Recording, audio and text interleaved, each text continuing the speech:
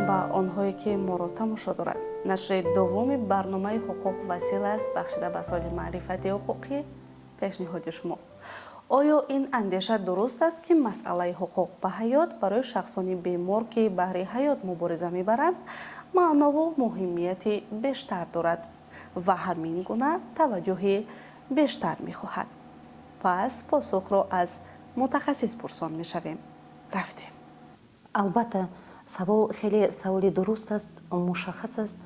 вақт аз оне ки дар бораи ҳар як инсон гап мезанем, пеш аз ҳама дар саломатӣ барои ҳар як инсон ин як гавҳари ноёб аст.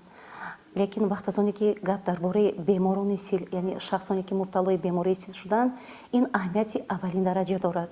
зеро ҳолати равоние ки беморони сил доранд, ин як ҳолати табиӣ мебошад. вақт аз оне ки шахс дар бораи бемории сил огаҳ мешавад, яъне ки ҳар одам, ҳар як инсон ин мафҳумро ба таври худаш ҳаллу фас мекунад. яъне шахсоне ҳастанд ки баробари шунидани ки онҳо ба бемории сил гирифтор ҳастанд, ҳолати равонияшон дигар мешавад. онҳо аз табобат, аз ташхис саркашӣ мекунанд. вале як чизро бояд ба инобат гирифт ки ҳар як инсон табиби худаш аст.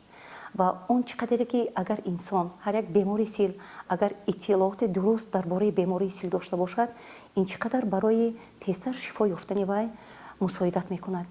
дар баробари ташхису табобат беморони сил ба дастгирии рӯҳиву равониву иҷтимоӣ ниёз доранд, зеро табобати бемории сил дуру дароз аст ва шахси бемори сил дилгир мешавад ва агар дар дастгирии саривақтии равониву иҷтимоиву рӯҳӣ набошад, бемор метавонад ба осонӣ аз табобат канда шавад ва ин мушкилӣ пеш меорад дар минбаъда табобат ва паҳншавии бемории сил.